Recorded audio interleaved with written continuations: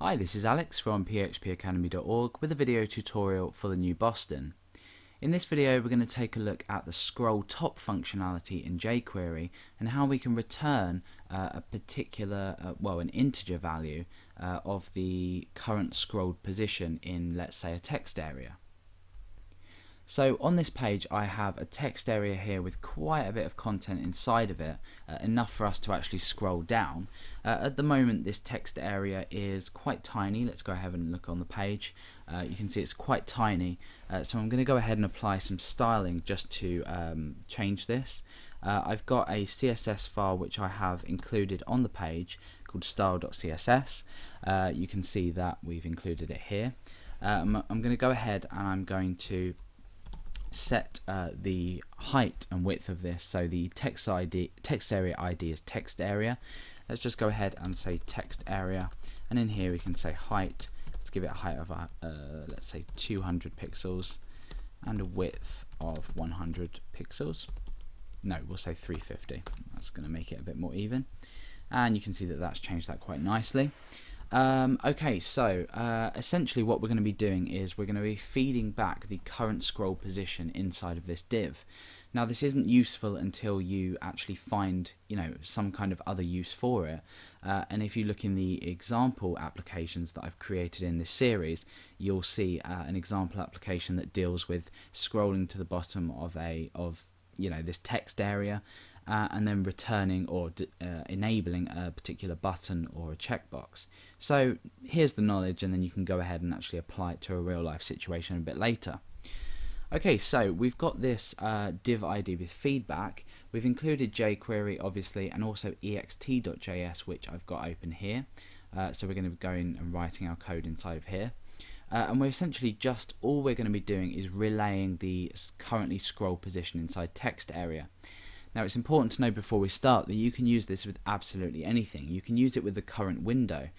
For example, if you had enough content on the page where you could scroll down, you could relay to the user the currently scrolled position. Not that you would actually go ahead and display this integer to a user because it might be useless, but obviously you can use this value to perform a specific action, maybe when the user reaches the end of your page. So it could reload information, for example. I know if you go to Twitter and you click on a list of someone's tweets and you scroll down to the bottom, it will automatically load more tweets. So this is an example of this kind of functionality. But for now we're going to be focusing in on this text area and just relaying this value. So let's go over to ext.js and let's wait for the document to be ready. So we do document.ready. So we are applying the ready event handler. Inside here we create a function, and inside of this block of code, let's bring it down. We're going to relay the scrolling position of this text area into feedback. So we want to apply an event handler to text area, and that's going to be the scroll event handler. So let's go ahead and select the text area div, and let's apply this event handler scroll to that. Now inside here we can go ahead and create a function, just bring this down, and what we want to do is now pick up the value of the scroll top of this text area. So all we need to do is reset a variable or create a variable, and I'm just going to call this variable scroll top for now, scroll_top. So every time the user scrolls one part of this down, we're resetting this variable scrollTop to equal the scrolling position.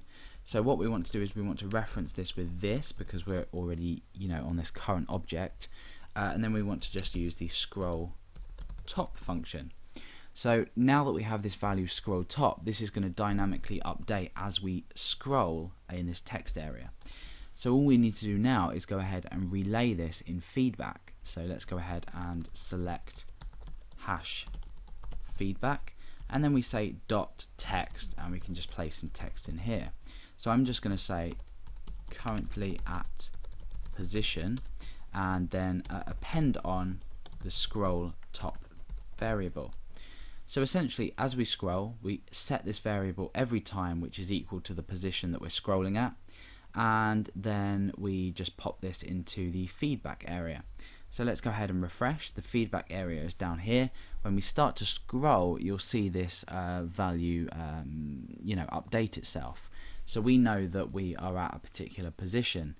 And what we can actually do is, more easily than not with the window, because we can use window height to grab the window height, is we can use some calculation to accurately gain the integer that's associated with the current or the maximum scrolling height with this, and we can determine when we're actually at the bottom of a particular element.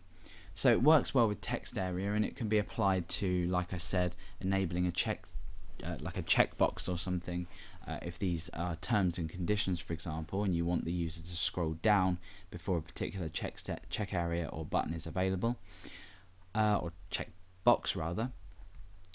But again, you can use it for window. If you're scrolling down a window, all you would have to do is go ahead and change this to window. Obviously it wouldn't be in this context of scrolling in a text area, but you can obtain the value of the scroll bar in the current window by using window scrollTop. So that's the scrollTop function in jQuery, and a bit about how we can use it. However, go ahead and check out the text area tutorial, and that gives you a bit more information about how we can put this into practice.